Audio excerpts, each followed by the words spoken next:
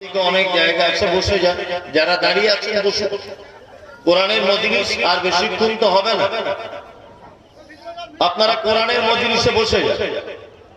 জি জি, আল্লাহ তাআলা বলছেন তোমাদের উপরে সিয়াম ফরজ করেছি এই কারণে যাতে এই সিয়াম নামক ইবাদত করার ফলে তোমাদের মনে আল্লাহ ভীতি তৈরি হয়, আল্লাহর ভয় হয়। এবার আপনাদেরকে একটা কথা বলি, নামাজ, যার নাম সালাত, আমরা নামাজ বলে জানি। আচ্ছা, একটা লোক যদি নামাজ না যদি পড়ে, সে যে বেনামাজি, এটা পাড়ার লোক বুঝতে পারবে কি পারবে না? পারবে। একটা লোক যাকাত দেয় না তার মালে, আমি মমতাজুল ইসলাম বুঝতে না পারলেও, উনি আশরাফুল বুঝতে না পারলেও, ও আব্দুর রহমান বুঝতে না পারলেও, পাড়ার যারা যাকাত হক রাখে খাওয়ার, তাদেরকে জিজ্ঞেস করলেও তো বলতে পারবে যে বছরে যাকাত দেয়নি। ধরা যাবে কি যাবে না? যাবে। একটা লোক কোটি কোটি টাকার মালিক, তার হজ খরচ হয়ে গেছে, এই লোকটা যদি হজে না যায়, তাহলে পাড়া প্রতিবেশী আত্মীয় স্বজন, ইমাম সাহেব, মুয়াজ্জিন সাহেব বুঝতে পারবে কি পারবে না যে লোকটা হজ করেনি? পারবে। কিন্তু সিয়াম এমন একটি ইবাদত, সত্যি একটা মানুষের আল্লাহ ভীতি না থাকলে এই ইবাদত করা যায়। আমি দুপুর 2টার সময় অফিস থেকে বাড়ি এলাম, দোকান বন্ধ করে বাড়ি এলাম, প্রখর রোদ্দুর, আমি গোসলখানাতে চলে গেলাম, দরজা লাগিয়ে দিলাম, ঠান্ডা পানি মোটর থেকে ঝরে ঝরে পড়ছে, আমি গোসল করব। এই গোসলখানাতে আমার স্ত্রী নেই, আমার ছেলে মেয়ে নেই, কেউ নেই, পানি মুখে দিচ্ছি, কুলি করছি, গায়ে দিচ্ছি, চোখে দিচ্ছি, অথচ এক ফোঁটা পানি আমি ভিতরে ঢোকাতে পারছি না। বলুন তো, বাথরুম ঘরে কেউ আছে? কেউ নেই। কার ভয় আপনি ঢোকাতে পারছেন না?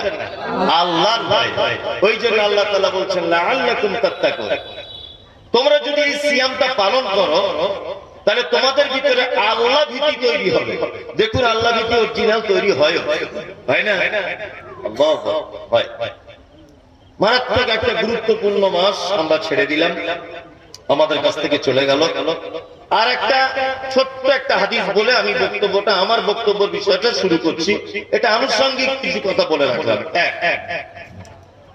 আমাদের নবী মুহাম্মদ সাল্লাল্লাহু আলাইহি ওয়াসাল্লাম তিনি বলেছেন, কোন মানুষ যদি রমজানের 30টি সিয়াম যদি পূর্ণ করে, আর তারপরে যদি সে শাওয়ালের 6টি সিয়াম যদি পালন করে, তাহলে 1 বছর যাবত সিয়াম পালন করলে যত নেকি পাওয়া যায়, তত নেকি তার আমলনামাতে লিখে দেওয়া হবে।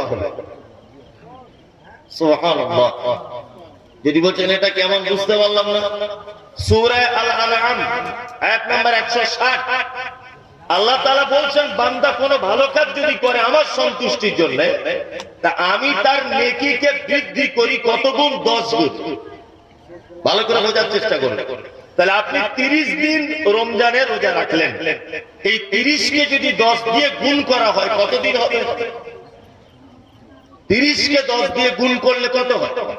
300, তাই না? তাহলে ওদিকে হয়ে গেল বেড়ে 300, 10 গুণ আল্লাহ বলছে দিব, তাহলে 300 দিন হয়ে গেল। আর শাওয়ালের যদি আপনি 6টা সিয়াম যদি পালন করেন, 10 দিয়ে গুণ করুন, 60, তার মানে 360 হয়ে গেল। তা 1 বছর তো হয়ে গেল। আল্লাহ নবী সাল্লাল্লাহু আলাইহি ওয়াসাল্লাম বলেছেন, তার সারা বছর ইবাদত করলে যে নেকি হয়, সেই নেকি তার আমলনামাতে লিখে দেওয়া হয়। আচ্ছা, এবার আর একটা কথা আপনাদেরকে বলি, আমরা কত গুরুত্বপূর্ণ একটা জিনিস ছেড়ে দিয়ে চলে এলাম। এগুলি ইমাম সাহেবরা বর্ণনা করেছে, তারপরে আমি বর্ণনা করছি কেন? যে ব্যাটারি চার্জ শেষ হয়ে যাচ্ছে, আরেকটু দিয়ে দিচ্ছি, যাতে আল্লাহ ভীতিটা আর কিছুদিন অন্তত পক্ষে চলে। তারপরে আমি আলোচনা শুরু করছি। আমার পরে তার বক্তা কেউ নেই। এই দেখো, মুহাম্মদ সাল্লাল্লাহু আলাইহি ওয়াসাল্লাম বলেছেন, ইজা দাখালা রমাজান ফুতিয়াত আবওয়াবুস সামা, রমাজান যখন প্রবেশ করে তখন আসমানের দরজা খুলে দেওয়া হয়, জান্নাতের দরজা খুলে দেওয়া হয়। রহমতের দরজা খুলে দেওয়া হয়, আকুল্লিকাত আবওয়াবুন নার, জাহান্নামের দরজা বন্ধ করে দেওয়া হয়, ও সুলসিলাতিশ শায়াতিন, শয়তানদেরকে জিনজিরে করে বেঁধে দেওয়া হয়। তার মানে এখানে একটা জিনিস বুঝে নিতে হবে, আমি মমতাজুল ইসলাম আপনার বাড়িতে এলাম, আপনার স্ত্রী খাটের উপরে যে বেড কভারটা বিছিয়ে রাখে প্রতিদিন, আচ্ছা আমি যদি আপনার বাড়িতে মেহমান হয়ে আসি, তাহলে ওই বেড কভারটা আপনার স্ত্রী চেঞ্জ করবে, নতুন দিবে, না পুরাতনটাই রাখবে? কোনটা চেঞ্জ করে নতুনটা দিবে? যে প্লেটে প্রতিদিন আপনারা ভাত খান ওই প্লেট আমাকে দেবেন, ও শোকেস থেকে আলমারি থেকে ভালো প্লেট বার করে আমাকে দেবে, কারণ আমি মমতাজুল ইসলাম কলকাতা থেকে এসেছি, তাই না? অতিথি আপ্যায়ন করবে। ঠিক যেমন রমজান মাস যখন আসে আল্লাহ ফেরেশতাদেরকে বলে, ফুতিহাত আবওয়াবুস সামা, আসমানের দরজা সব খুলে দাও, রুজির দরজা খুলে দাও, রহমতের দরজা খুলে দাও, আমার দয়ার দরজা খুলে দাও। রহমত, দয়া, রুজিতে বরকত রমজানে হয় কি হয় না? আচ্ছা এমনি দিনে খরচা বেশি না রমজান মাসে বেশি? 200 টাকা কেজি আপেল, রিক্সা চালক দেখবেন তবু ইফতারে 2 ফালি আপেল নিয়ে বসে আছে। 200 টাকা কেজি খাজুর এমনি দিনে কিনে খেতে পারে না, কিন্তু রমজান মাসে খাজুর দিয়ে ইফতারি করা সুন্নাত, ও রিক্সা চালক গরিব মানুষ তবু দেখবেন 2 পিস খাজুর তার ইফতারের প্লেটে আছে। তার মানে কি? এটা আল্লাহর পক্ষ থেকে রুজিতে বরকত। এই রমজানের এত বরকত কেন? আপনারা নবদ্বীপের নাম শুনেছেন? নবদ্বীপ, এই জায়গাটা বিখ্যাত কেন জানা আছে? নেই। এই জায়গাটা বিখ্যাত, এখানকার দই ভালো পাওয়া যায়। আমি শারজা এয়ারপোর্টে গেলাম, শারজা এয়ারপোর্ট থেকে বার হয়ে দেখছি আম বিক্রি হচ্ছে বড় বড়, আর উপরে লেখা আছে মালদার স্পেশাল আম। মালদা এত বিখ্যাত কেন? ওখানে আম পাওয়া যায়। বর্ধমানে একটা জায়গা আছে তার নাম শক্তিগড়, এত বিখ্যাত কেন? ওখানে তো কোনো কবির জন্ম হয়নি, কোন সাহিত্যিকের জন্ম হয়নি। শক্তিগড় বিখ্যাত কেন? ল্যাংচা খুব ফেমাস, তাই না? বীরভূমের একটা জায়গা আছে তার নাম সিউড়ি, জায়গাটা সারা ভারতের মানুষ চেনে, কারণ ওখানে মোরব্বা বিখ্যাত। শান্তিপুর বিখ্যাত জায়গা, কারণ তাঁতের শাড়ি বিখ্যাত। হুগলি ধনেখালি বিখ্যাত, কারণ ওখানে তাঁতের শাড়ি বিখ্যাত। বালুচুরি বলে একটা জায়গা আছে, এত ফেমাস কেন? ওখানে শাড়ি বিখ্যাত। তাই আপনি যদি এখন 4 চাকা গাড়ি করে যদি আপনি শক্তিগড়ে যদি আপনি যান, শক্তিগড়ে দাঁড়িয়ে আপনি কি বলবেন? ওরে এই সেই শক্তিগড় যেখানে ল্যাংচা পাওয়া যায়। এই জন্যই এত বিখ্যাত। আল্লাহ তাআলা বলছে রমজানের এত মর্যাদা কেন? শাহরুর রমাজান, আল্লাহ বলছে এটা সেই রমজান আল্লাযী উনজিলা ফীহিল কোরআন, যে রমজানে কোরআন অবতীর্ণ করা হয়েছে। তার মানে রমজান মাসের এত অবদান, রমজান মাসের এত দাম, রমজানের এত মর্যাদা একটাই কারণ, যে এই মাসটাই শুধু কোরআন অবতীর্ণ করা হয়েছে। তাই সুবহানাল্লাহ, শুধু এই মাসটার এত দাম এই কারণে যে এই মাসে কোরআন অবতীর্ণ করা হয়েছে। তাই আমরা আল্লাহ ভীতি এবং সেই কিছুদিন আগে যে চার্জ দেওয়া হয়েছে সেটা যেন এখনো থাকে। আছে তো? মসজিদে গেলেই বলছে আমার জুতো চুরি হয়ে গেছে ইমাম সাহেব, আর আমাকে তো ফোনের উপরে ফোন, সারাদিনে মনে হয় 1000 ফোন। মৌলী সাহেব থুতু গিলে ফেলে কি হবে? দিনের বেলা বইয়ের কাছে শুয়েছিলাম, এমনি বসে বসে গল্প করছিলাম, গায়েটায় হাত লেগে গেছে, রোজা নষ্ট হবে না রোজা লাগবে? ভেতরা চাউল দিয়ে দেবো না টাকা দিয়ে দেবো? এইসব নানান প্রশ্ন। সাহারি খেতে ভুলে গেছে কি করব, হাজার প্রশ্ন। ও রমজান মাসে মসজিদ ছাড়া ঘরে যেত না, অথচ এখন ওই লোকটা কি আর খুঁজে পাওয়া যায়? ফজরের সময় মুয়াজ্জিন ইমাম আর বাকি আর 4-5 জন, আর কাউকে দেখতে পাওয়া যায় না। তার মানে চার্জ কমে গেছে। ওই জন্য চার্জটা দিলাম, যদি আর কিছু দিন চলে। সকলের কাছে বিনীত অনুরোধ, আপনারা রমজান মাসে শুধু ইবাদত করে কাটালেন, এমনি দিনগুলো ফাঁকি মেরে দেবেন এরকম কোনো ব্যাপার নেই। আমি এবারে আমার মূল আলোচনা শুরু করছি। আমি পবিত্র আল কোরআনের খুব পরিচিত একটি সূরা আপনাদের সামনে আমি তেলাওয়াত করেছি। এই সূরা থেকে আপনাদের সামনে কিছু কথা আলোচনা করব ইনশাআল্লাহ। আল্লাহ সুবহানাহু ওয়া তাআলা অত্র সূরার ভিতরে কয়েকটি মাত্র কথা বলছেন, কয়েকটি কথা। আল্লাহু আকবার। কি কথা? আল্লাহ তাআলা বলছেন আলিফ লাম মিম সাদ, আলিফ লাম মিম সাদ। আজকে আমি অনেক তথ্য পেশ করব, দয়া করে বলছি ডিস্টার্ব করবেন না। আমি সবে শুরু করছি, অনেক তথ্য নিয়ে এসেছি, আলোচনা করব। পবিত্র আল কোরআনে 29টি সূরার ভিতরে এই রকম শব্দগুলি দেখতে পাওয়া যায়। আলিফ লাম মিম, আলিফ লাম রা, তাহা, ইয়াসিন, কফ, কাফ হা আইন সাদ। যারা কোরআন মাজিদ পড়তে জানেন এইগুলো আছে? আছে। আরবিতে বলা হয় হুরুফে মুকাত্তিআত, আর বাংলাতে বলা হয় বিচ্ছিন্ন অক্ষরমালা। এর মানে মতলব আমি মুনতাজির ইসলাম জানি না, আপনাদের ইমাম সাহেবকে জিজ্ঞেস করেন, উনিও জানেন না, কেউ জানে না একদম। এই এলাকার মাদ্রাসার সবথেকে বড় যিনি শাইখুল হাদিস, জিজ্ঞেস করুন, তিনি জানেন না। আবু বকর, ওমর, উসমান, আলী রাদিয়াল্লাহু তাআলা আনহুম আজমাইন জানতেন না। মুহাম্মদ সাল্লাল্লাহু আলাইহি ওয়াসাল্লাম কেউ পর্যন্ত ব্যাপারগুলো জানানো হয়নি। আর সাহাবায়ে কেরামগণ এই প্রসঙ্গে মুহাম্মদ সাল্লাল্লাহু আলাইহি ওয়াসাল্লামকে কোনো প্রশ্নও করেননি। আমাদের তো প্রশ্ন শেষ নেই, একটু কিছু হলেই প্রশ্ন। কোন একটা জায়গাতে বক্তব্য রাখতে গিয়ে বলেছি উটের মাংস খেলে অজু নষ্ট হয়ে যায়, তাই তো? তো উনি প্রশ্ন করছেন যে কেন, বলছি কেনটা জেনে তোমার লাভ কি? মুহাম্মদ সাল্লাল্লাহু আলাইহি ওয়াসাল্লাম বলেছে এটা মেনে নাও। নদিয়াতে নাকাশি পাড়া না কোথাও এক জায়গায় বক্তব্য রাখতে রাখতে বললাম যে কাঁধে দুজন ফেরেশতা থাকে, সারাদিন মানুষ যা করে, সারা রাত যা করে তা লিপিবদ্ধ করা হয়। একজন কাগজে আমাকে লিখে পাঠিয়েছে, লিখতে গেলে তো হুজুর খাতা কলমের দরকার, তা ফেরেশতারা খাতা রাখে কোথায়? তাহলে এটা জেনে তোর বাপের লাভ কি? এটা জেনে তোর লাভ কি? কোন লাভ আছে? আমাদের তো প্রশ্ন শেষ নেই। অথচ সাহাবায়ে কেরামগণ এই ব্যাপারে কোন রকমের প্রশ্ন করতেন না। আল্লাহ নবী সাল্লাল্লাহু আলাইহি ওয়াসাল্লাম বলেননি এই পর্যন্ত শেষ। আল্লাহ। তারপর আল্লাহ তাআলা বলছেন কি কিতাবুন উনজিলা ইলাইকা ফালা ইয়াকুন ফি সাদরিকা হারাদুম মিনহু লিতুরদিরা বিহি ওয়া যিকরা লিল মুমিনিন। এটা হচ্ছে একটি কিতাব যা আপনার উপর অবতীর্ণ করা হয়েছে। মুহাম্মদ সাল্লাল্লাহু আলাইহি ওয়াসাল্লামের উপরে কি অবতীর্ণ করা হয়েছে? এই আল কোরআন। আপনি এর মাধ্যমে মানুষকে দাওয়াত দেন, এর মাধ্যমে কি দেন? দাওয়াত দেন, মানুষকে ভয় দেখেন। আমাদের বর্তমান দাওয়াতের অনেক পদ্ধতি আছে। আসলে আমি এই বাস্তব কথাগুলো বলি আর আমার নামে মানুষ অনেক উল্টো পাল্টা গালাগালি করে। তার ভিতরে আপনাদের মুর্শিদাবাদের একজন আছে সব থেকে বেশি, বুঝলেন তো? বেরাদার রাহুল 20 রেখাত 8 রেখাত তারাবি নিয়ে একটা ডিবেট করেছে উসামার সাথে বাংলাদেশে।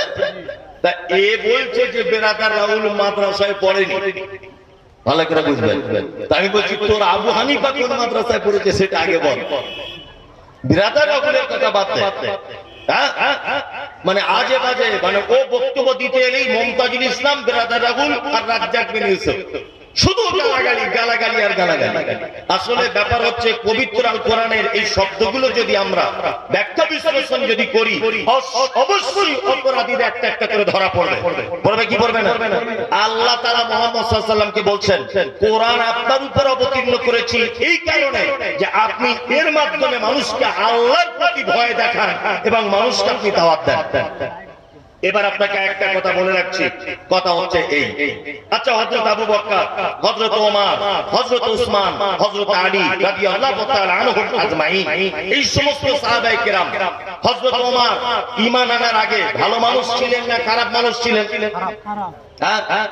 খারাপ মানুষ ছিলেন হযরত ওমর। এমন দিন গেছে মুহাম্মদ সাল্লাল্লাহু আলাইহি ওয়াসাল্লামকে মারবে, তলোয়ার নিয়ে যাচ্ছে, তার গর্দান কেটে আনবে, এইরকম একজন খারাপ মানুষ। এইরকম একজন খারাপ মানুষ পবিত্র আল কোরআনের ছত্র ছায়াতে এসে এত মাটি হয়ে গেলেন, এত নরম হয়ে গেলেন, এত মানে শীতল হয়ে গেলেন, ধারণার বাইরে, ধারণার বাইরে। একটি মাত্র কিতাবের দাওয়াত, তার নাম আল কোরআন।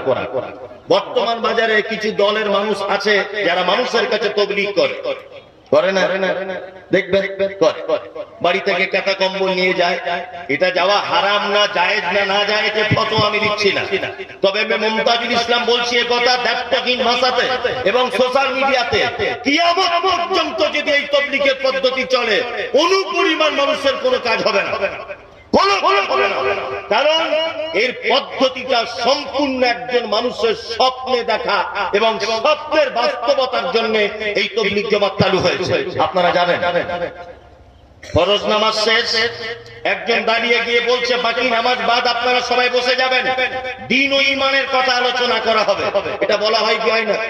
হয় হয়। দ্বীন ঈমানের কথা কি আলোচনা হবে না, সবাই মিলে গোল হয়ে বসে একজন একটা বই পড়ছে, তার নাম ফাজাইলে আমল। ভালো করে বোঝার চেষ্টা করুন, একজনা খুলে একটা বই পড়ছে, তার নাম মুনতাখাবে হাদিস। আমি বলছি ফাজাইলে আমলটা বাদ দিয়ে আপনি যদি পবিত্র আল কোরআনের বাংলা অনুবাদ করে দুই চারটা ছোট্ট ছোট্ট সূরা যদি তাফসীর করে যদি শোনান, এর থেকে বেশি কাজ হবে না কম কাজ হবে? বেশি কাজ হবে। ও কোরআনের বাদ দিয়ে দুনিয়াবি একটা লেখকের লেখা বই নিয়ে মানুষের কাছে দাওয়াত দিচ্ছে। ওই জন্য সৌদি আরবের বাদশা যিনি বর্তমানে রয়েছেন, ওদেরকে ওইখানে দাওয়াত ও তাবলীগের জন্য নিষিদ্ধ ঘোষণা করে দিয়েছে। দেখেছেন তো আপনারা সৌদিতে? আর ওরা ঢুকতে পারবে না। মানুষের কাছে দাওয়াত দিতে হবে। কিসের মাধ্যমে দাওয়াত দিতে হবে? আল কোরআন, এর মাধ্যমেই মানুষের কাছে দাওয়াত দিতে হবে। এছাড়া অন্য কোন পদ্ধতিতে মানুষকে দাওয়াত দিলে সেই দাওয়াতের কাজ হবে না।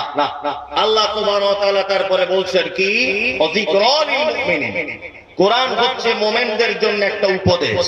আল্লাহ তার আগে আবার বলছেন কি বলছেন, যে কোরআনের কথা মানুষকে আপনি পৌঁছে দেন, আর এই পৌঁছে দিতে যদি কোন রকমের সমস্যা হয় তাহলে আপনার মনে যেন ভয় ভীতি এবং কোন সংকীর্ণতা যেন সৃষ্টি না হয়। সাহায্য করবেন কে? আল্লাহ সুবহানাহু ওয়া তাআলা। কোরআনের হক কথা বললেই ঝামেলা বাঁধবে কি বাঁধবে না? জলসায় বক্তা এসেছে, বক্তব্য দেওয়ার পরে হাততালি দিয়ে বলছে সাংঘাতিক বক্তা, আবার আগামী বছরের জন্য ডেট বুকিং করে কত টাকা নেয় দেখ, কোনো অসুবিধা নেই। মাতাল বলছে ভালো বক্তা, চোর বলছে ভালো বক্তা, ব্যভিচার যে করে সে বলছে ভালো বক্তা, হারামখোর বলছে ভালো বক্তা, মুস্তান বলছে ভালো বক্তা, ইমাম সাহেব বলছে ভালো বক্তা, ইমামদার বলছে ভালো বক্তা, মুত্তাকি বলছে ভালো বক্তা। আরে সবাই যদি বলে ভালো বক্তা, তাহলে ভেবে নিতে হবে ও বক্তা নয়, ও গোল আলু সব তরকারিতে থাকে। কি বলছি বুঝতে পারছেন না? বক্তা তো সেই যে স্টেজ থেকে নেমে যাবার পরে মানুষ দুটো দলে বিভক্ত হয়ে যাবে। একটা দল লোক বাঁশ নিয়ে দাঁড়িয়ে থাকবে তার গাড়ি ভাঙচুর করার জন্য, আর একদল লোক তার পক্ষ হয়ে দাঁড়াবে। এই হচ্ছে বক্তা। কি বলছি বুঝতে পারছেন তো? বাংলাদেশে দেখতে পাচ্ছেন না আব্দুর রাজ্জাক বিন ইউসুফ যে স্টেজে যাচ্ছে, কোথাও মেরে হাত ভেঙে দিচ্ছে, কোথাও 500 কোটি টাকার মামলা, কোথাও স্টেজে উঠতে দিচ্ছে না, কোথাও গাড়ি ভাঙচুর করছে। দেখতে পাচ্ছেন? দেখতে পাচ্ছেন কেন? আব্দুর রাজ্জাক বিন ইউসুফ কারণ মেয়ের হাত ধরে টেনেছে বাংলাদেশে? কোন রিপোর্ট আছে? তাহলে কেন এই লোকের উপরে এত অত্যাচার? একটাই মাত্র কারণ, লিতুনজিরা বিহি ওয়া যিকরা লিল মুমিনিন। আপনি এর মাধ্যমে যখন মানুষকে সৎ পথের দিকে ডাকবেন, এর হাকিকাত কথা দিয়ে মানুষকে যখন ভয় দেখাবেন, তখন আপনাকে বিপদের সম্মুখীন হতেই হবে। আপনারা জানেন যে আমাদের দেশের মাটিতে 11,000 কোটি টাকার চোর, তার নাম নীরব মোদী। পাঞ্জাব ন্যাশনাল ব্যাংকের 11,000 কোটি টাকা চুরি করে পালিয়ে গেছেন। আপনারা জানেন সোশ্যাল মিডিয়াতে যারা আছেন, যারা শিক্ষিত মানুষ, পেপার পত্র পত্রিকা পড়েন, এই দেশের মাটিতে দেশের প্রধানমন্ত্রীকে গুলি করে মারা হয়েছিল, তাদেরকে আজও পর্যন্ত ফাঁসির কাছে ঝোলানো হয়নি। আজও তারা দেশের মাটিতে আছে, তবে জেলখানাতে বন্দী আছে। আপনারা জানেন কিছুদিন আগে রানাঘাট নদিয়াতে এক বৃদ্ধাশ্রমে 70 বছরের একজন মহিলাকে মহিলাকে 11 জন যুবক ধর্ষণ করেছে, তারা আজও বেঁচে আছে। আপনারা জানেন যে পশ্চিম আপনার কেদারনাথ মন্দিরে 13 বছরের একজন নাবালিকাকে 2023 সালে ধর্ষণ করা হয়েছে এবং তাকে মেরে দেওয়া হয়েছে, তার যৌন অঙ্গে তলোয়ার ঢুকিয়ে দেওয়া হয়েছে। যারা এই অপরাধ করেছে তারা আজও পর্যন্ত দেশের মাটিতে টিকে আছে, কোন রকমের অসুবিধা নেই। কিন্তু আমাদের ভারতবর্ষের মুম্বাই শহরে একজন যুবকের জন্ম হয়েছিল, তার নাম ডাক্তার জাকির নায়েক। টিকতে পেরেছে? পেরেছে? চোর দেশের মাটিতে আছে, ধর্ষক দেশের মাটিতে আছে, খুনি দেশের মাটিতে আছে, কয়লা চোর দেশের মাটিতে আছে, গরু চোর দেশের মাটিতে আছে। কিন্তু ডাক্তার জাকির নায়েক হাদিস এবং কোরআনের হাকিকাত কথা বলার কারণে লোকটাকে দেশ ছেড়ে চলে যেতে হলো। তার মানে আজও পর্যন্ত কোরআন এবং হাদিসের সত্য কথা মানুষের কাছে বললে তাকে টিকে থাকা যাবে না, অসম্ভব দেবে না। আপনারা জানেন এই সমস্ত ছোট্ট ছোট্ট কথাগুলো আপনাদের মনে হয় স্মরণে নেই। ওই আপনার ইউপি থেকে একটা বক্তা আসে, তার নাম জার্জিস আনসারী, সকলেই হয়তো নাম জানেন। সব শব্দ ধরছে আর গ্যারেজ করে দিচ্ছে, কারণ কি? হক কথা বলে তাই। কি বললাম বুঝলেন? শুধুমাত্র হক কথা বলে।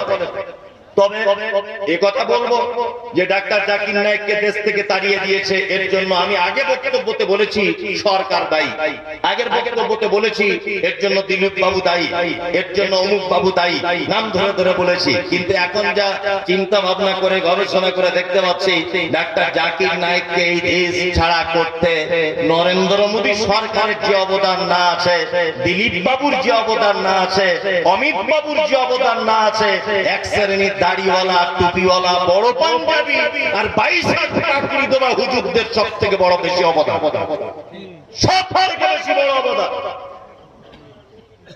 আপনি ভাবতে পারেন, বাপ বেটা দুজনা বক্তব্য রাখে পশ্চিম বাংলার মাটিতে, আমি নাম বলবো না। তার বাপ চটি বই লিখেছে, চটি বই।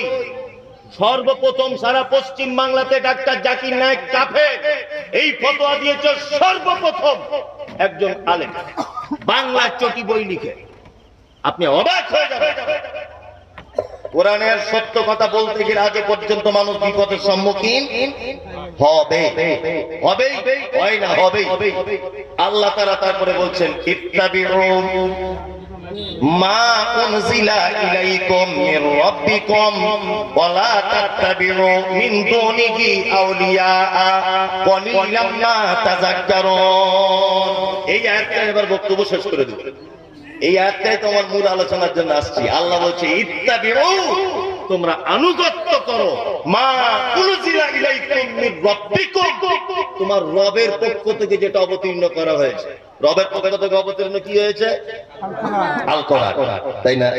এইখানে আল্লাহ তাআলা শুধুমাত্র রবের পক্ষ থেকে অবতীর্ণের কথা বললেন, কিন্তু অন্য জায়গায় বলেছেন আতিউল্লাহ ওয়া আতিউর রাসূল, তোমরা আল্লাহ এবং রাসূলের আনুগত্য করো। এইবার একটা কথা আপনাদেরকে বলে রাখছি, কোরআন আর হাদিস এই দুটোকে আনুগত্য করতে হবে, তাই তো? কিন্তু এর পরে আর কোন অপশন আছে? আছে? কে বলছে নাই? গাদা গাদা বই লেখা রয়েছে। ওই যে আমি একটা বইয়ের কথা সবসময় বলি, বললে আবার এখনই মানুষ রেগে যাবে। আল্লাহু আকবার, আল্লাহু আকবার। কি বলবো, তার নাম ফতোয়া আলমগীরি। একটা ওই মাযহাবী ভাইদের একটা বই আছে ফতোয়া আলমগীরি, 850 পৃষ্ঠার বই।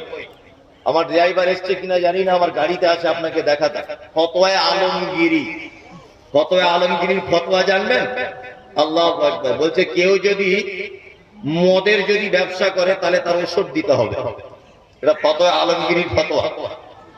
আল্লাহু আকবার, কি আশ্চর্য ব্যাপার। ফতোয়া আলমগীরির ফতোয়া হচ্ছে এই যে কেউ যদি তার স্ত্রীকে 3 বার রাগের মাথাতে তালাক তালাক তালাক যদি বলেই দেয়, বলছে তাহলে ওই বউকে অন্য একজনের সাথে বিয়ে দিতে হবে, সে একদিন রাতে থাকবে, ছেড়ে দিবে, তারপরে আবার এফে ধরবে দ্বিতীয়বার। ফতোয়া আলমগীরির ফতোয়া। ফতোয়া আলমগীরির ফতোয়া হচ্ছে এই যে একটা মেয়ে রাস্তা দিয়ে যাচ্ছিল, তাকে খুব পছন্দ হয়ে গেছে, আমি গিয়ে বলছি তুমি আমায় বিয়ে করবে? সে যদি বলে হ্যাঁ তোমাকেও আমার খুব পছন্দ, বলছে তাহলে বাসর ঘর করা যাবে, এটা বৈধ। এটা ফতোয়া আলমগীরির ফতোয়া। আল্লাহু আকবার।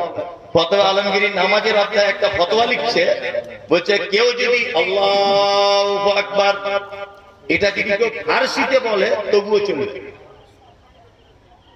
আল্লাহু আকবার বাদ দিয়ে শব্দ যদি কেউ ফার্সিতে বলে, ফতোয়া আলমগীরি ফতোয়া বলছে রুকু না করে যদি কেউ ডাইরেক্ট সিজদায় চলে যায় বলছে তবুও নামাজ সম্পূর্ণ হয়ে যাবে, কোনো অসুবিধা নেই। ফতোয়া আলমগীরি ফতোয়া। আল্লাহু আকবার। পৃথিবীতে এরকম বই আছে, আছে না নেই? গাদা গাদা আছে। আল্লাহ তাআলা বলছেন ইত্তাবিউ, আনুগত্য করো, মা উনজিলা ইলাইকুম মির রাব্বিকুম, তোমার রবের পক্ষ থেকে যেটা অবতীর্ণ করা হয়েছে তার নাম আল কোরআন। এক শ্রেণীর মানুষের একটা দাবি আছে, এই দাবিটা আজকে খণ্ডন করার চেষ্টা করছি, খুব ভালো করে বুঝবেন। আল্লাহ তাআলা বলছেন ইয়া আইয়ুহাল্লাযীনা আমানু আতিউল্লাহ ওয়া আতিউর রাসূল ওয়া উলিল আমরি মিনকুম। এই উলিল আমরি মিনকুম থেকে বলে যে পীর মানতে হবে আর হুজুর মানতে হবে, সব জায়গায় দেখবেন এটা বলে। আল্লাহ বলছেন আল্লাহর আনুগত্য করো, রাসূলের আনুগত্য করো, উলিল আমরি মিনকুম, তোমাদের ভিতরে যারা নেতা, তোমাদের ভিতরে যারা জ্ঞানী, তোমরা তাদের আনুগত্য করো। এবারে আরবি ব্যাকরণ যাদের জ্ঞান আছে তারা জানুন, উলি শব্দটা এক বচন না বহু বচন, কারো জানা আছে? বহু বচন, আলেম ওলামারা জানবেন। আর পবিত্র আল কোরআনে যত জায়গাতে মিনকুম শব্দটা এসেছে প্রত্যেক জায়গায় আল্লাহ সুবহানাহু ওয়া তাআলা উপস্থিত মানুষদেরকে বুঝিয়েছেন। প্রমাণ আল্লাহ তাআলা বলছেন কি ফামান কানা মিনকুম মারিজান আও আলা সাফারিন ফাইদ্দাতুম মিন আইয়ামিন উখরা। রমজান মাসে সিয়ামরত অবস্থায় তোমাদের ভিতরে যদি কেউ, তোমাদের মধ্যে যদি কেউ অসুখে পড়ে যায় বা সফর অবস্থায় থাকে, তাহলে সে যেন এই দিনটা অন্য দিনে যেন পূর্ণ করে দেয়। মিনকুম মানে তোমাদের মধ্যে যারা রমজান মাসে আছে। আচ্ছা, আল্লাহ এখানে মৃত্যু মানুষদের কথা বলছে না জীবিত মানুষদের? জীবিত মানুষদের কথা বলছে, তোমাদের ভিতরে যারা রমজান মাস অসুখে আছে, তাই তো? আল্লাহ তাআলা বলছে উলিল আমরি মিনকুম, তোমাদের ভিতরে বর্তমান যারা রয়েছে হাদিস এবং কোরআনের পণ্ডিত, তোমরা তাদের আনুগত্য করে চলো। এইখানে একটা কথা বলে রাখছি, যারা বলছে আমরা ইমাম আবু হানিফা, কথায় কথায় বলছে আমরা আবু হানিফার লোক, বলছে ইমাম আবু হানিফা রাহিমাহুল্লাহ মুহাম্মদ সাল্লাল্লাহু আলাইহি ওয়াসাল্লাম মারা গেছেন কত হিজরিতে? কারো জানা আছে? মুহাম্মদ সাল্লাল্লাহু আলাইহি ওয়াসাল্লাম মারা গেছেন কত হিজরিতে? 11 হিজরিতে। কত? 11 হিজরিতে। আর আবু হানিফা রাহিমাহুল্লাহ জন্ম হয়েছে কত হিজরিতে? 80 হিজরিতে। আবু হানিফা রাহিমাহুল্লাহ মারা গেছেন কত হিজরিতে? 150 হিজরিতে। ইমাম শাফি রাহিমাহুল্লাহ জন্মগ্রহণ করেছেন 150 হিজরিতে। এইবার একটা কথা বলি, 11 হিজরিতে আল্লাহর নবী পৃথিবী থেকে চলে গেছেন, বোঝার চেষ্টা করবেন। 11 হিজরিতে, 80 হিজরিতে আবু হানিফার জন্ম, তার মানে আল্লাহর নবী মারা যাবার কত বছর পরে জন্ম? 69 বছর পরে। নিশ্চয় মায়ের পেট থেকে আবু হানিফা ইমাম হয়ে যায়নি, গেছে, পড়াশোনা করতে হয়েছে। ধরে নেন 10 বছর পড়াশোনা করেছে, ধরে নেন, তাহলে হলো কত বছর? 79 বছর। এইবার আপনাকে বলছি মুহাম্মদ সাল্লাল্লাহু আলাইহি ওয়াসাল্লামের মারা যাবার 79 বছর পর ইমাম আবু হানিফা ইমাম হয়েছেন। এবার আপনাকে আর একটা ইতিহাস বলে দিই, ইমাম আবু হানিফা, ইমাম আহমদ বিন হাম্বল, আপনার ইমাম বুখারী, ইমাম তিরমিজি, ইমাম নাসাই, ইমাম আহমদ বিন হাম্বল, যত ইমাম এসেছে প্রত্যেক ইমাম 300 হিজরির ভিতরে পৃথিবী থেকে চলে গেছে, একজনও বেঁচে ছিল না। 300 হিজরি পর্যন্ত কোন মাযহাব ছিল না। তারও 150 বছর পরে মাযহাবের জন্ম হয়েছে, শরীয়তের জন্ম হয়েছে, নবী দিবসের জন্ম হয়েছে। তার মানে মুহাম্মদ সাল্লাল্লাহু আলাইহি ওয়াসাল্লামের মৃত্যু হয়ে যাওয়ার 450 বছর পরে মাযহাবের জন্ম হয়েছে, শবে বরাতে জন্ম হয়েছে। যারা বলছি ইমাম আবু হানিফাকে মেনে চলি, ইমাম আবু হানিফা বেঁচে আছে? আছে? নাই। আল্লাহ বলছে মিনকুম উলিল আমর মিনকুম, তোমাদের ভিতরে যারা বর্তমান বেঁচে রয়েছে তোমরা তাদের আনুগত্য করো। এইবার আর একটা কথা বলি, আল্লাহ তাআলা বলছেন কি পবিত্র আল কোরআনে ইত্তাবিউ মা উনজিলা ইলাইকুম মির রাব্বিকুম ওয়া লা তাত্তাবিউ মিন দুনিহি আউলিয়া কলিলাম মা তাযাক্কারুন। আল্লাহ বলছেন তোমরা ওলিয়া আউলিয়াদের আনুগত্য করো, কে না, ওলি শব্দের দুটো ব্যাখ্যা আপনাকে একটু মনোযোগ দিয়ে শুনতে হবে। এক, ওলি মানে অভিভাবক। বিয়ের সময়তে বলে না ওলি কে হবে, বলে না বিয়ের ওলি লাগবে। ওলি মানে কি? অভিভাবক। ওলি মানে তার বাপ, মেয়ের বাপ। মেয়ের বাপ না থাকলে তার ভাই, তার ভাই না থাকলে তার চাচা, ওলি, তাই তো? এ হচ্ছে ওলি। ওলি মানে অভিভাবক। অভিভাবক কাকে বলে এই জায়গাটা বুঝুন। আমার একটা ছেলে, আমার ছেলের স্কুলের ব্যাগ ছিঁড়ে গেছে, বলুন তো ব্যাগ চাইবে কার কাছে? আমার কাছে। আমার মেয়ে চকলেট খাবে, চাইবে কার কাছে? আমার কাছে। আমার ছেলে অসুস্থ, ডাক্তারখানে নিয়ে যাবে কে? আমি। অভিভাবক মানে যার অধীনে তার মেয়ে, তার ছেলে, তার স্ত্রী থাকে এবং তাদের যাবতীয় প্রয়োজন যিনি মিটিয়ে দেন তিনি কে? অভিভাবক বা গার্জিয়ান। এবার আপনাকে বলছে আল্লাহ তাআলার ভাষা হচ্ছে এই, ওয়ালা তাত্তাবিউ মিন দুনিহি আউলিয়া। ওলির বহু বচন আউলিয়া। আল্লাহ বলছে আমাকে ছাড়া অন্য কোন অভিভাবককে তোমরা মান্যতা দিও না। অসুখ হলে ভালো করতে পারে কে? আল্লাহ, তাই তো? মালদা জেলার আদিনা বলে একটা জায়গা আছে, আদিনা, নাম জানেন হয়তো। আদিনার ওখানে একটা মাজার আছে, খুব বড়, খুব বড় মাজার। আর মাজারের সাইডে একটা পুকুর করা আছে, আমি নিজে গিয়ে দেখে এসেছি। ওই পুকুরে আমার মনে হয় কি বলবো আপনাকে আর খারাপ কথা, পুকুরেও পানি পান করবে না। যদি কুকুরকেও যদি দেওয়া হয় তবুও পানি পান করবে না। কিন্তু ওই পানিতে দেখছি গোসল করছে সব মেয়ে ছেলে বেটা ছেলে একসাথে। তা বলছি ভাই কি ব্যাপার, এই পানিতে এত গোসল করার ঢং কেন? বলছে সব রোগ ভালো হয়ে যায়। কি বলছি বুঝতে পারছেন? এটা হচ্ছে ওর আকীদা, ওর বিশ্বাস। প্রয়োজন রুজি, আমার ছেলের খাবারের প্রয়োজন, কার কাছে চাইবে? আমার কাছে।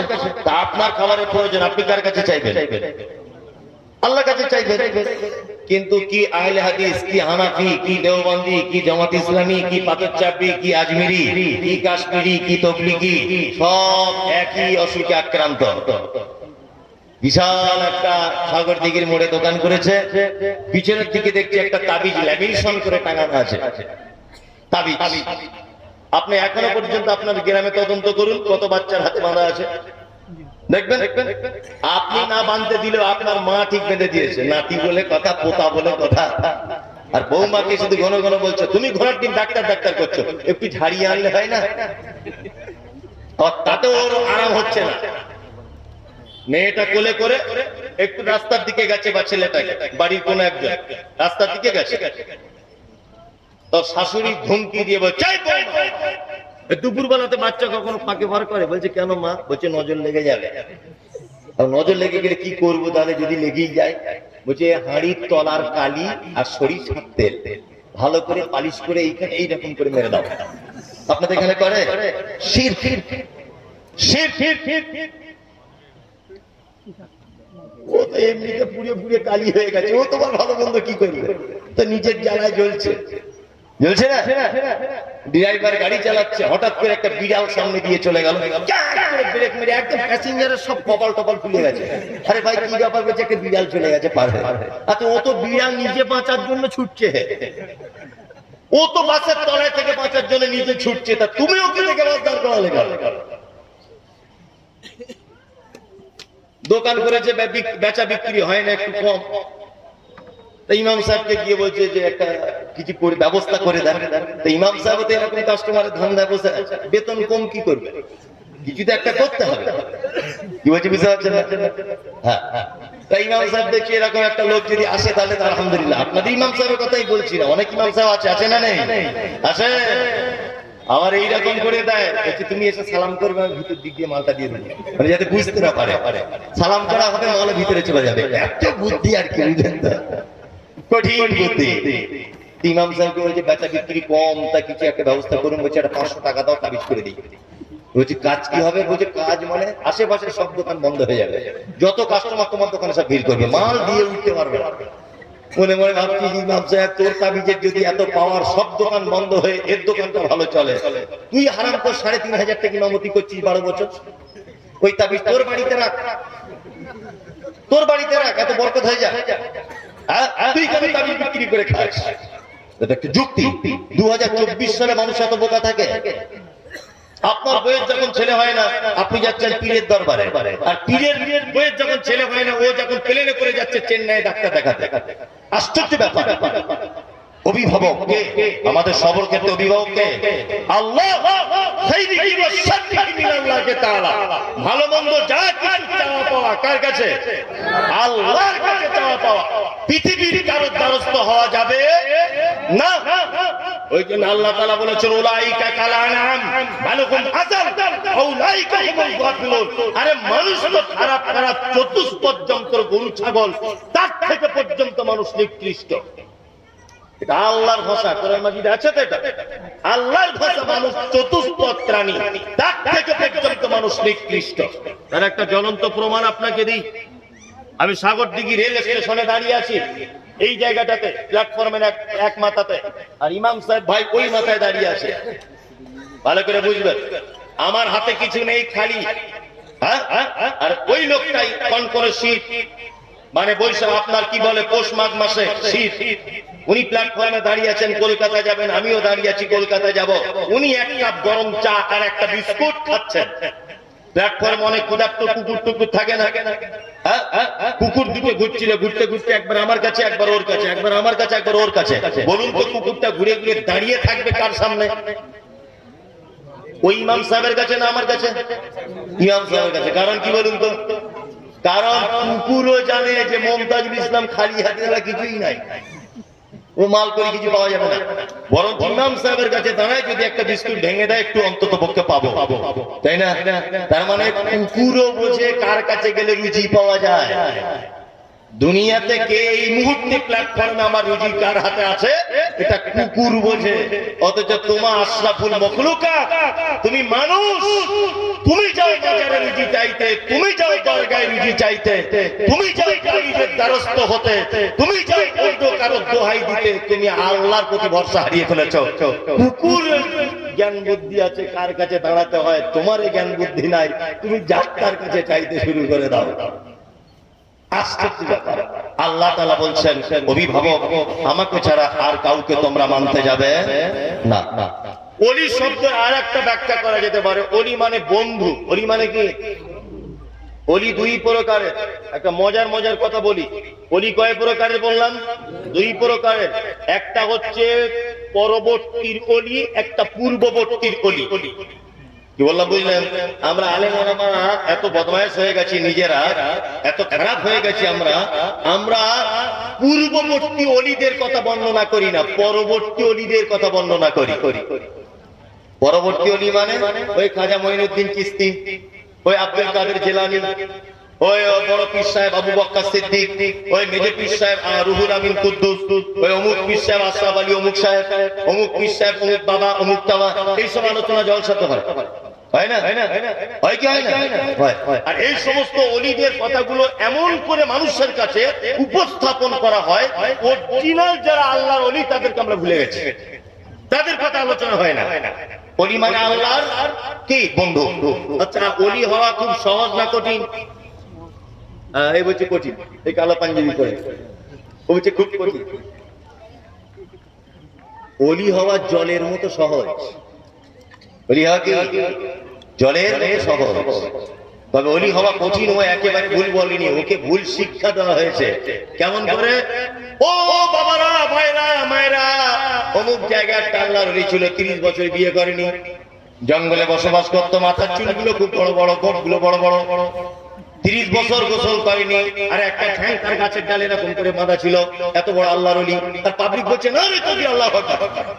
তার মানে পাবলিক বুঝতে চাইছে যে এইরকম না করলে ওলি হওয়া যায় না। দেখুন বক্তব্য আছে না, মোবাইলে পাওয়া যায় কি যায় না? যায়। ওগুলো আল্লাহর ওলি না, সব শয়তান, সব শয়তান।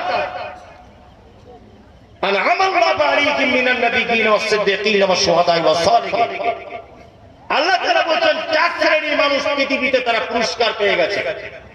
1 নবীগণ, 2 সাহাবীগণ, 3 শহীদগণ, 4 সালেহীন সৎকর্মশীলগণ। এরা আল্লাহর পক্ষ থেকে কি পেয়েছে? পেয়ে গেছে।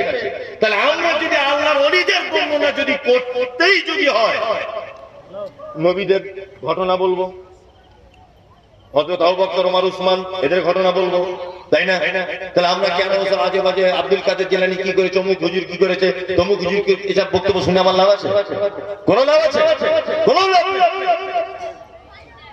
আল্লাহর ওলির ঘটনা বলতে বলতে বলছে ইমাম আবু হানিফা রাহমাতুল্লাহ আলাইহি, ইমাম আবু হানিফা রাহিমাহুল্লাহ বলছে জীবনে যখন শেষবার তিনি হজ করতে গেছেন, বলছে এক পায়ে দাঁড়িয়ে 3 বার কোরআন খতম করেছেন, তারপর রুকুতে গেছে, আবার দ্বিতীয় রেখাতে আরেক পায়ে দাঁড়িয়ে 3 বার কোরআন খতম করে তবে রুকুতে গেছে। আচ্ছা এটা কি কখন হতে পারে? পাগলে কি বিশ্বাস করে?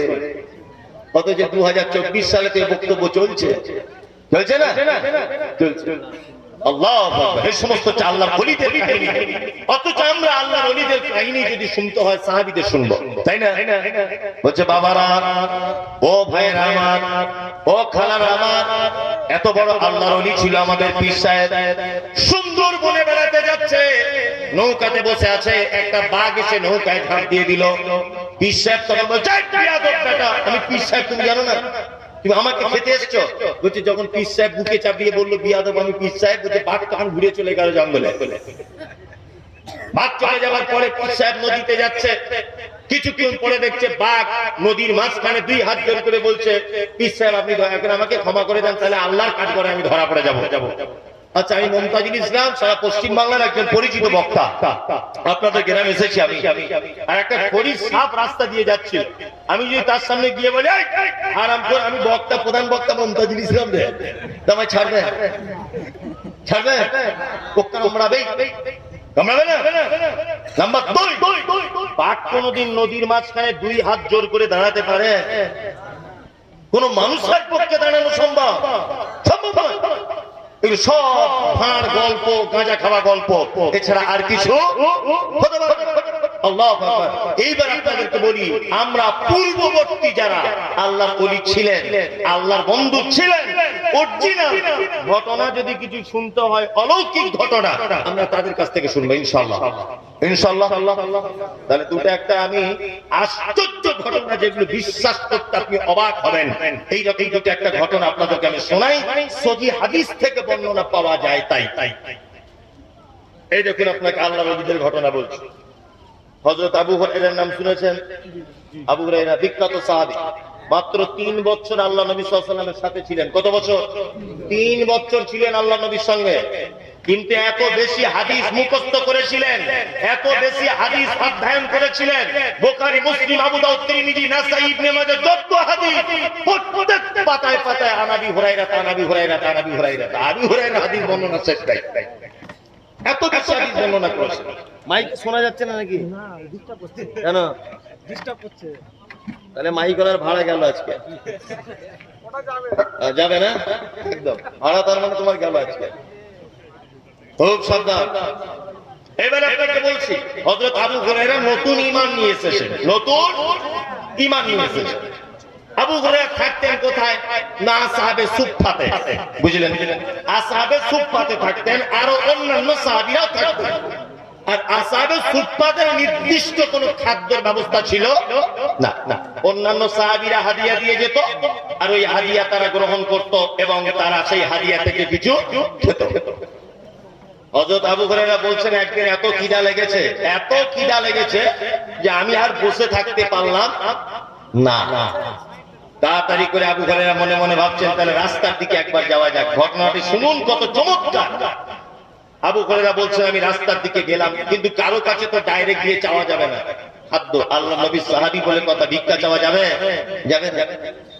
কিন্তু একটা মানুষের যদি 2-3 দিন খাদ্য খাবার যদি না থাকে বা না যদি সে খায়, তার চোখ মুখ দেখলে তো অন্তত একটু বোঝা যায় না? যায়। হযরত আবু হুরায়রা রাস্তাতে ধুলোবালি মাখা অবস্থাতে বসে আছেন, আর মনে মনে ভাবছেন যে আল্লাহর নবীর কোন সাহাবী যদি এই রাস্তা দিয়ে যায়, তাহলে আমি কোন একটা বাহানাতে তার সাথে কথা বলবো, সে আমার দিকে তাকাবে, তাকিয়ে বুঝতে পেরে যাবে যে আবু হুরায়রা ক্ষুধার্ত অবস্থায় আছে। হযরত আবু হুরায়রা বলেন আমি ধুলোবালি মাখা অবস্থাতে বসে আছি, আর আল্লাহর নবীর সাহাবী নাম হলো তার হযরতে ওমর, রাস্তা দিয়ে হেঁটে হেঁটে আসছেন হযরত ওমর। আর আবু হুরায়রা বলছেন, ওমর ভাই, হে আল্লাহর নবী সাহাবী ওমর, কোরআনের এই আয়াতটা সম্পর্কে আপনি দয়া করে আমাকে একটু বলে দেন। হযরত ওমর কোরআনের আয়াতটা বলে দিলেন। বলে দেওয়ার পরে তিনি চলে যেতে লাগলেন। আবু হুরায়রা ভাবছেন মনে হয় ওমর ব্যাপারটা বুঝতে পারলো না। ওমর চলে গেল, আবু বকর চলে গেল। এরপরে হেঁটে হেঁটে আসছেন ওই রাস্তা দিয়ে বিশ্ব নবী জনাবে রাসূলুল্লাহ সাল্লাল্লাহু আলাইহি ওয়াসাল্লাম। হযরতে নবীজি এলেন, আবু বকরের দিকে তাকিয়ে নবীজি মুচকে হেসে দিয়ে বললেন, আবু হুরায়রা, কি অবস্থা তোমার? আবু হুরায়রা বলছেন, আল্লাহর নবী, এত খিদা লেগেছে আর টিকতে পারলাম না, আসহাবে সুফফা থেকে পার হয়ে রাস্তাতে এসে বসে আছি। বিশ্ব নবী বলছেন, আবু হুরায়রা, তুমি তাড়াতাড়ি করে আমার পিছনে পিছনে চলো, চলো আমার পিছনে চলো। হযরত আবু হুরায়রা বলছেন যে আল্লাহর নবী হাঁটছেন আর আমি আল্লাহর নবীর পিছনে পিছনে হাঁটছি। বিশ্ব নবী ঘরের ভিতরে প্রবেশ করলেন। ঘরের ভিতরে প্রবেশ করার পরে আমার দিকে লক্ষ্য করে বললেন, আবু হুরায়রা, ওরে বরকতের খানা তো বাড়িতে আছে। আবু হুরায়রা ভাবছেন তাহলে দামি কোনো জিনিস হবে খানা। তারপর আল্লাহর নবী সাল্লাল্লাহু আলাইহি ওয়াসাল্লাম হাতে করে বার করে আনলেন এক পেয়ালা দুধ। এক পেয়ালা দুধ। আবু হুরায়রা মনে মনে ভাবছেন, এক পেয়ালা দুধ আর 2-3 দিন খাওয়া হয় না, এই দুধ তো আমার পেটের এক কোণাতেই পড়ে থাকবে, এ কি করব মনে মনে ভাবছেন। আল্লাহর নবী বললেন, আবু হুরায়রা, তাড়াতাড়ি করে যাও, আসহাবে সুফফার ভিতরে যতজন সাহাবী আছে সমস্ত সাহাবীকে তুমি তাড়াতাড়ি করে খবর দাও। আবু হুরায়রা মন তো আরো খারাপ যে আমি একলা, আবার আল্লাহর নবী আছে, আবার আসহাবে সুফফার সাহাবী 150 জন তো হবেই। আল্লাহর নবী আদেশ করেছেন, আল্লাহর নবী আদেশ করেছেন যেতে হবে। তা আবু হুরায়রা গিয়ে ডেকে আনলেন সব সাহাবীদের। আবু হুরায়রা অন্তত এটা ভাবছেন যে আল্লাহর নবী মনে হয় দুধের পিয়ালাটা আমার হাতে প্রথম দিবে, আমি প্রথমে পান করে নিব মনের মতো করে, তারপরে অন্য সাহাবীদের। কিন্তু আল্লাহ নবী সাল্লাল্লাহু আলাইহি ওয়াসাল্লাম আবু হুরায়রাকে বললেন, আবু হুরায়রা, ওদেরকে পিয়ালাটা দাও। আবু হুরায়রা মন আবার খারাপ, তাহলে আমাকে আর পিয়ালা আল্লাহ রাসূল দিলেন না। সব সাহাবীরা এক ধার থেকে দুধ পান করছেন। আবু হুরায়রার মন খুব খারাপ, খুব খারাপ যে তাহলে আমার আর খাওয়া হলো না, দুধ আমার ভাগ্যের নাই। সমস্ত সাহাবী দুধ পান করার পরে আল্লাহর নবী সাল্লাল্লাহু আলাইহি ওয়াসাল্লাম আবু হুরায়রাকে বলছেন, আবু হুরায়রা, তুমি দুধ পান করো। আবু হুরায়রা দুধ পান করলেন একবার। বিশ্বনবী আবার বললেন, তুমি আবার পান করো। আবু হুরায়রা আবার পান করলেন। আল্লাহ রাসূল বলছেন, আবার পান করো। আবু হুরায়রা বলছে, আল্লাহ রাসূল, আমার পেটে আর কোনো জায়গা নেই, পুরো পেট লোড। আবু হুরায়রা নিজে বলছেন, আমি পিয়ালায় তাকিয়ে দেখলাম যেমনকার দুধ তেমনই রয়েছে। সুবহানাল্লাহ, সুবহানাল্লাহ, এটা নবীর মুজিজা, নবীর কি মুজিজা, অলৌকিক ঘটনা। এই হাদিস থেকে শিক্ষা কি পেলেন? কিছু শিক্ষা পেলেন। তখনকার দিনে মুখ্যমন্ত্রী ছিলেন কে? মুহাম্মদ সাল্লাল্লাহু আলাইহি ওয়াসাল্লাম রাষ্ট্রপ্রধান ছিলেন। চরিত্র দেখুন, নেতার চরিত্র। এক পেয়ালা দুধ, আল্লাহর নবী তো নেতা, তখন ইচ্ছা করলে তো একাই ঢক ঢক ঢক ঢক করে পান করতে পারতেন, অন্তত আবু হুরায়রাকে দিয়ে শেষ করে দিতে পারতেন। কিন্তু না, ওনার অধীনে গরিব দুস্থ ইমানদার মানুষেরা আসহাবে সুফফাতে যারা খাদ্য পায় না, অনাহারে দিন কাটায়, বিশ্ব নবী এক পেয়ালা দুধ তারপরেও বলছেন ওদেরকে গিয়ে ডেকে আনো। এটা হচ্ছে নেতার চরিত্র। আমাদেরও নেতার চরিত্র এরকমই অবশ্য, মানলে সব ভাগ বিলি বন্টন করেই খায় নাকি।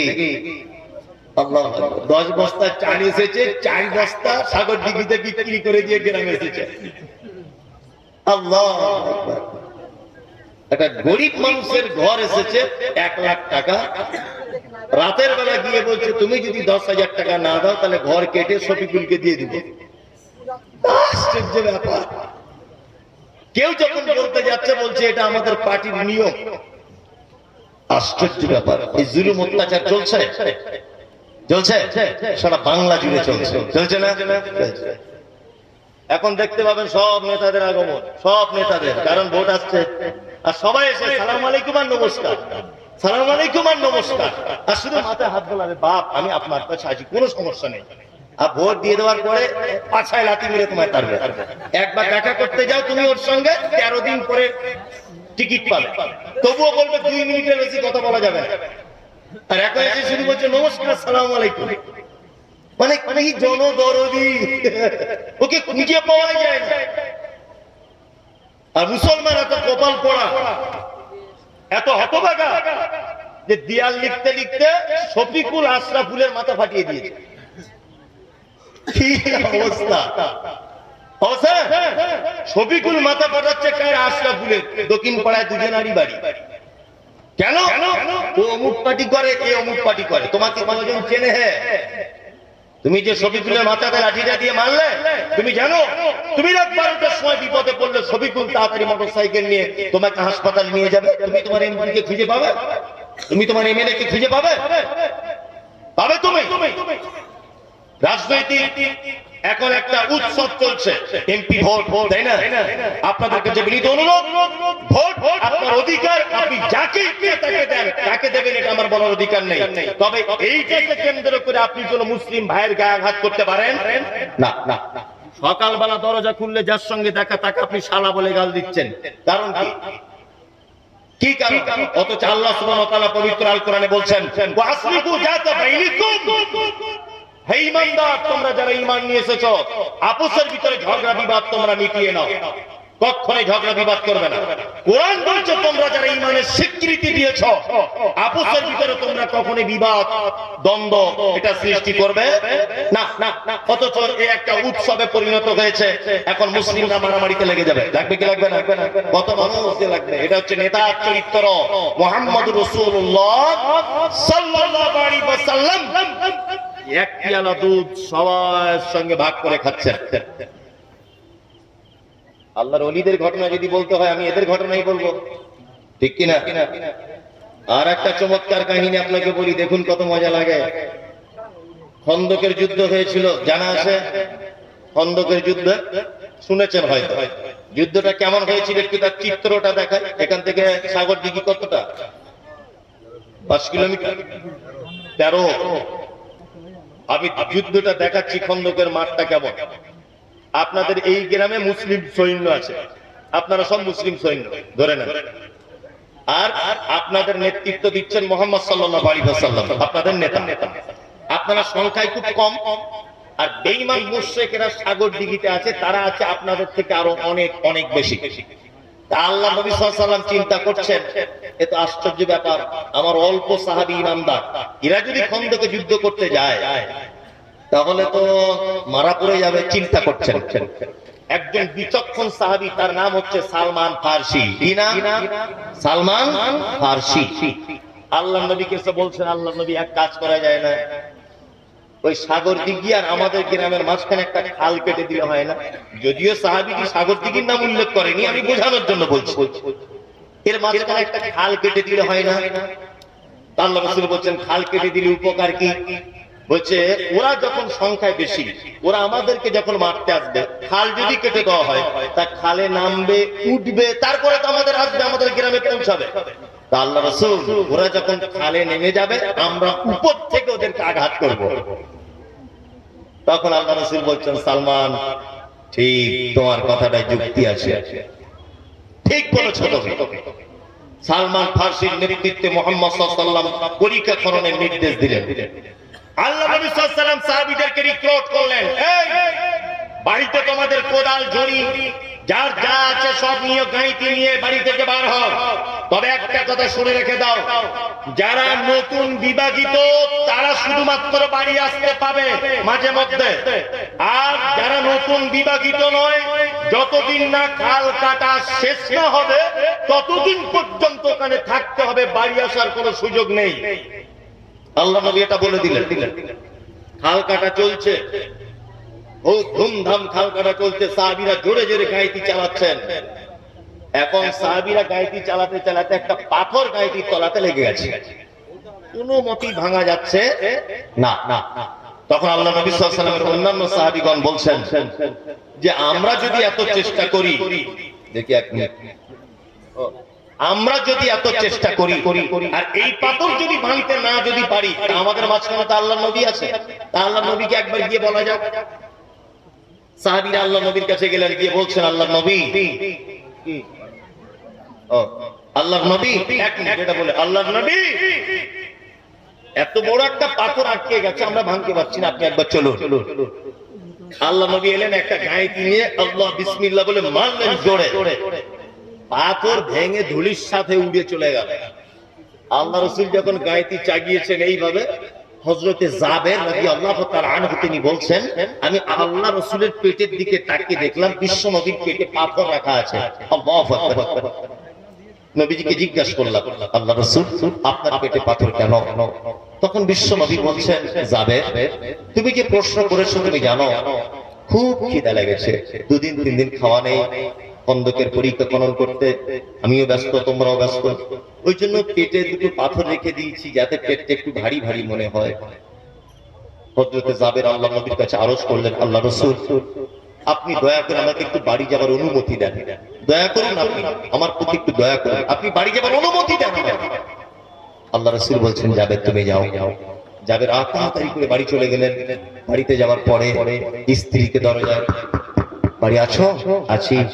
খাবার টাবার কিছু আছে? কেন? আল্লাহ নবী সাল্লাল্লাহু আলাইহি ওয়াসাল্লামের যে দৃশ্য দেখে এসেছি, পেটি পাথর মাথা, এটা আমি জাবের আর সহ্য করতে পারলাম না, বাড়ি চলে এলাম।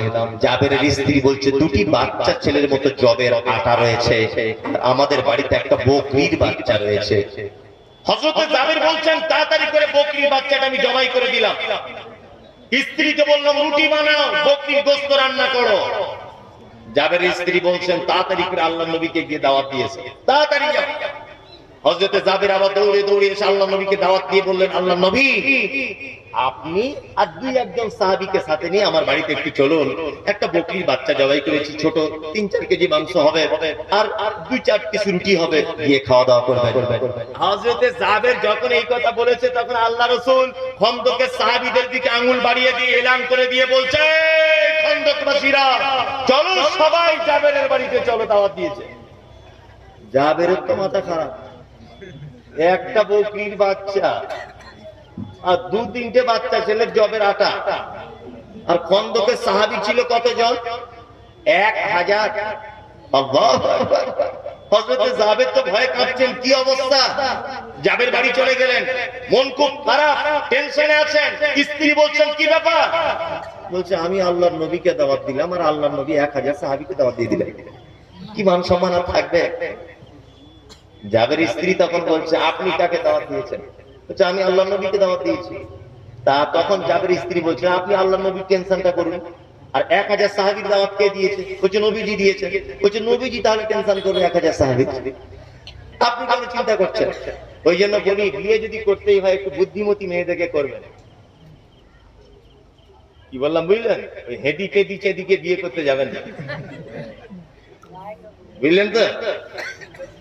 আমরা তো বিয়ে করার সময় চামড়া পরিষ্কার দেখে মাথায় বাড়িতে কাজ করে না, ওইটাই চাই, ওইটাকেই চাই, মানে চামড়া পরিষ্কার। তাই চামড়া পরিষ্কার হলে সে ভালো হয়। কাজী নজরুল ইসলাম বলেছেন, দেখিতে পলাশ ফুল অতি মনোহর, গন্ধ বিনে সবে তারে করে অনাদর, যে ফুলের সৌরভ নেই কিসের সে ফুল, কদাচ তাহার মনে মজে না বুলবুল। পলাশ ফুল দেখেছেন মাঠে? দেখতে খুব সুন্দর, হাওয়ায় দোলে, এখন বিকালের টাইমে দেখবেন হাওয়ায় দোলে, কিন্তু কেউ বাজার থেকে কিনে আনে, বাজারে বিক্রি হয় না। কারণ কি বলুন, ও দেখতে ভালো, ওর কোনো গুণ নেই। কিন্তু গোলাপ কি বলছে, কি ভ্যালেন্টাইন্স ডে না কি বলে, একটা গোলাপ নিয়ে শুধু একবার আই লাভ ইউ বলবে 500 টাকা দাম, একটা গোলাপ। কি বললাম বুঝলেন? 500 টাকা। কারণ ও দেখতে ভালো, ওর ঘ্রাণও খুব ভালো। কি বললাম বুঝলেন? তার মানে সাদা মানেই যে সে ভালো তা কখনোই, সাদা মানেই যে দাম বেশি তা কখনোই নয়। আপেলের দাম বেশি, আপেলের দাম বেশি না মূলর দাম বেশি? আপেলের দাম বেশি। কেন? মূল তো সাদা বেশি, দাম ওর বেশি হবার কথা, কথা না? সিলভার মাছ বুঝেন? সিলভার কাপ না কি মাছ বলে, সাদা সাদা রুই মাছ, সাদা তো। কত টাকা কেজি সিলভার? 120 টাকা। আর দেশি মাগুর 800-1000 টাকা কেজি কেরায়, তাই না? দেশি মাগুর দেখতে সাদা না কালো? কালো, দাম বেশি। কারণ কি বলুন তো, যার গুণ বেশি তার দাম বেশি। ওই জন্য বলেছি, বিয়ে করার আগে যাকে তাকে দেখে পছন্দ করে নেবেন না। চামড়া পরিষ্কার বলি যে তার কাছে আপনি সুখ শান্তি সব পাবেন এটা নয়, সুখ শান্তি দুটোই পাবেন।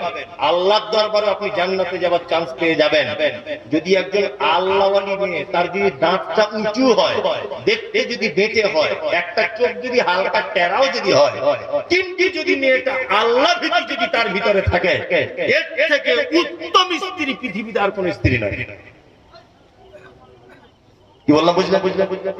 ওই স্ত্রী তো উত্তম যে স্ত্রী ফজর আজান হলে আপনাকে ডেকে দিয়ে বলে ফরজ গোসল করে নেন, প্রয়োজন হলে নামাজ পড়তে যান আপনি মসজিদে, আমি বাড়িতে 2 রাকাত ফরজ নামাজ পড়ে নিই। এইটা তার উত্তম স্ত্রী। কি বললাম বুঝলেন? তা জাবেরের স্ত্রী এই কথা যখন বললেন, জাবেরের মনে একটু শান্তি হলো যে তাহলে ঘটনা তো সত্যি। এবার জাবের যখন বাড়ি আসছেন, আল্লাহ রাসূল সাল্লাল্লাহু আলাইহি ওয়াসাল্লাম বলছেন, জাবের তুমি তোমার স্ত্রীকে বাড়িতে গিয়ে বলবে যে যেন, তুমি তোমার স্ত্রীকে বাড়িতে গিয়ে বলবে যে যেন রুটির তাওয়াটা যেন চুলা থেকে না নামায়, আর গোশতের হাঁড়িটা যেন চুলা থেকে না যেন নামায়, আমি গিয়ে নামাবো। বিশ্বনবী গেলেন 1000 সাহাবীকে নিয়ে, আল্লাহ নবী জাবেরের বাড়িতে প্রবেশ করলেন, আর জাবেরকে বলছেন, জাবের 10 জন করে সাহাবীকে নিয়ে তুমি ঘরের ভিতরে এসো। হযরত জাবের বলছেন 10 জন করে সাহাবী নিয়ে আমি ঘরের ভিতরে প্রবেশ করলাম, আল্লাহ নবী তাদেরকে নিজে হাতে খেতে দিলেন। এইরকম ভাবে 1000 সাহাবীর খাওয়া হয়ে গেল। বিশ্ব নবী তিনি খেলেন। আল্লাহ নবী জাবেরকে বললেন, জাবের তুমি এবার গোশত রুটি খাও। জাবের গোশত রুটি খেলেন, তোমার স্ত্রীকে খাওয়াও, বাচ্চাদেরকে খাওয়াও, সবাইকে খাইয়ে দেওয়া হলো। বিশ্ব নবীকে জাবের বলছেন, ইয়া রাসূলুল্লাহ, যেমনকার গোশত যেমনকার রুটি তেমন হয়েছে, রুটি কমে নাই। বিশ্ব নবী বলছেন, জাবের মদিনায় তোমার বাড়ির আশেপাশে প্রতিবেশীদের মাঝখানে বিলি-বন্টন করে দাও। হযরত জাবের বলছেন, প্রতিবেশীদের ভিতরে গোশত রুটি বিলি-বন্টন করে দিলাম, তারপরেও যেন গোশত রুটি যেন শেষ হয় না। হযরত জাবের বলছে, আল্লাহ এত বরকত দিয়েছে একটা বকরির বাচ্চার গোশততে আর 2-3টে বাচ্চা ছেলে রুটিতে, যে আমার মনে হয় গোটা মদিনা শহরের ভিতরে যদি বিলি-বন্টন করে দেওয়া হয়, তবুও যেন গোশত রুটি যেন শেষ করা যাবে না, তবুও শেষ হবে না। একদম সহিহ হাদিসের ঘটনা। আল্লাহর ওলিদেরই যদি ঘটনা বলতে হয়, আমরা সাহাবীদের ঘটনা বলবো? কি বলছি বুঝতে পারছেন না? এই সমস্ত ঘটনা আমাদের জন্য শিক্ষা আছে না নেই? মানে মেন কথা, কমিটি বারবার বলছে একটু দানের কথা বলুন, আর এটা আমার বিশ্বাস, আমি দানের কথা বললে এই লোকগুলো 5 মিনিটের মধ্যে পালাবে। আপনি দেখে নিন, আমার কথা মিলিয়ে নিন, কারণ আমার তো প্রতিদিনের এটা কাজ। মানে প্রধান বক্তা সবাই জেনে গেছে, এরপরে আর কেউ নাই, তাই তো? এখন আমি যখন দানের কথা বলবো, যার দান করা হয়ে গেছে সে কি বুঝবে? সে তো চাইবে যে মমতাজুলের শোনা হয়ে গেল, আর বক্তব্য দিবে না, বা দানের ব্যাপারে বলবে চল কেটে, তাই না? তারপরে এটা একটা মানে অবশ্যই আমাকে বলেছে যদি 1টা পর্যন্ত হবে, 1টা বাজতে আর 10-15 মিনিট বাকি, দানের কথা বলতে হবে, এটা আমার দায়িত্ব এবং কর্তব্য। আপনি বললেন 1টা পর্যন্ত, এখন বুঝে যেতে 2 জনকে জিজ্ঞেস করলাম, বলছি 1টা পর্যন্ত হবে, ওনাকেও জিজ্ঞেস করলাম, উনিও বললেন 1টা পর্যন্ত হবে। যাই হোক, এটা মাদ্রাসা না মসজিদে? মসজিদে। আলহামদুলিল্লাহ, মসজিদ তো এটা আল্লাহর ঘর, মাদ্রাসাও আল্লাহর ঘর। তারপরেও এখানে একটা সাজদা দেওয়ার মানে একটা জায়গা, পৃথিবীতে অন্য কোথাও আপনি সাজদা দিতে পারবেন না। পারবেন? নেকির উদ্দেশ্যে পারবেন, কিন্তু আল্লাহর ঘরে 2 রাকাত যদি সালাত আদায় করেন, নেকি আছে না নেই? আছে। এই ঘরে ইবাদত করবে কারা? আমরা, তাই না? আজকে মসজিদে আকসা ফিলিস্তিনের মাটিতে, যে আপনারা দেখতে পাচ্ছেন, বোম বাস্টিং হচ্ছে, ধ্বংস করে দেওয়া হচ্ছে, অনেক কিছু হচ্ছে। তার জন্য আমরা এখান থেকে অনেক মানুষ দেখছি ত্রাণ পাঠাচ্ছে, ওখানে বাংলাদেশ থেকে দেখছি ত্রাণ পাঠানো হচ্ছে না? অত দূরে ত্রাণ পৌঁছাবে কিনা তার ঠিক নাই। আমি বিরোধিতা করছি না, আপনি পাঠান, সুযোগ হলে কোনো সমস্যা নেই। আমি বলবো ওখানে আপনাদের গ্রামের ত্রাণটা আগে দেন, গ্রামের মসজিদেও কাজ হবে। কি বললাম বুঝলেন তো? এটা আল্লাহর ঘর, নেকি পেয়ে যাবেন।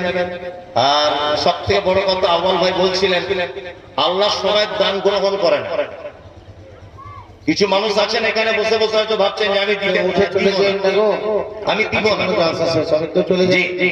আপনি হয়তো মনে মনে ভাবছেন যে আমি দিব না, আপনি দিবে না এই কথা নয়, আল্লাহ আপনার দান কবুল করছে না, ঘটনা এরকম হতে পারে, তাই না? ওই জন্য সকল দিনই ভাই ও বোনেদের কাছে বিনীত অনুরোধ, এটা মসজিদের। আর একটা কথা বলে রাখছি, আমি বানিয়ে বানিয়ে শুরু করে করে বক্তব্য আপনার দোয়া করতে পারবো না। আর ওটা আগে করেছি অনেক আগে, এখন আর করি না। মোবাইলে যা দেখছেন আজ থেকে 5-7 বছর আগেকার, এখন এগুলো আর করি না। তারপরে ইমাম সাহেব বলেছেন যে ওটা হাদিস এবং কোরআনের বিরুদ্ধে, অবশ্যই হাদিস এবং কোরআনের বিরুদ্ধে। আল্লাহ নবী সাল্লাল্লাহু আলাইহি ওয়াসাল্লামের কাছে কেউ কোনো জিনিস দিলে তিনি এতটুকুই দোয়া করতেন যে আল্লাহুম্মা সাল্লি আলাইহি আল্লাহুম্মা বারিক আলাইহি, আল্লাহ তুমি তার উপরে শান্তি বর্ষণ করো, আল্লাহ তোমার মালে বরকত দাও। যদি আপনি আরবিতে বলতে না পারেন, এতটুকু বলবেন কেউ কিছু দিলে, আল্লাহ তোমার উপরে শান্তি বর্ষণ করুন, তোমার মালে আল্লাহ বরকত দিক, এতটুকু কথা বলবেন। এবং আমরা সহিহ আকীদার মানুষ, আমাদের প্রতিটা আলেমদের উচিত যে এই সমস্ত ব্যাপারগুলো থেকে আস্তে আস্তে সরে আসে। গতানুগতিক ভাবে চলে আসছে। ভাই একটা কথা বললেন যে আমাদের পরম্পরা এইভাবেই চলে আসছে, শুরু করে করে কালেকশন করা, এগুলো পরিবর্তন করতে হবে অবশ্যই। দান আপনি করুন, ইন্নাল্লাহু আলিমুন বিযাতিস সুদূর, আল্লাহ অন্তরের কথা জানেন। কি বললাম বুঝলেন? আপনি কার নামে দিচ্ছেন, কত দিচ্ছেন, এটা লেখা হচ্ছে কোথায়? আল্লাহর কথা। দুনিয়া দিয়ে খাজায় ফল, এ তো 10 টাকা দাম, এ কালকে ছিঁড়ে ফেলে দিবে, এর কোনো দাম আছে না? আল্লাহ দরবার। আসলে একটু আগে আসুন, মসজিদের জন্য একটু মেহেরবানি করুন, আপনাদের কাছে এটা বিনীত অনুরোধ, মসজিদের জন্য একটু মেহেরবানি করুন। কেউ আছেন ভাই? কেউ আছেন যে আমি মসজিদের জন্য 5,000 টাকা আমার পক্ষ থেকে আমি দিব? কেউ আছেন এখানে আল্লাহর বান্দা? মাশাআল্লাহ। কারণ আমি তো আসলে ব্যাপার বুঝি না, ওই জন্য 5,000 বলে দিয়েছি। ক্যাশিয়ার সাহেব 25,000 টাকা দিয়ে দিয়েছে। আল্লাহু আকবার। মাস্টার আব্দুল রফিক সাহেব 15,000 টাকা। ক্যাশিয়ার, মসজিদের ক্যাশিয়ার সাহেব, তাই তো? আল্লাহু আকবার, আল্লাহু আকবার। 25,000 টাকা। আল্লাহুম্মা সাল্লি আলাইহি আল্লাহুম্মা বারিক আলাইহি। মফিজুল শেখ ওরফে তবি 2,500 টাকা। মাশাআল্লাহ। আর কেউ আছেন ভাই? একটু মেহেরবানি করুন। আরে চলে তো যাবেন, বুঝতে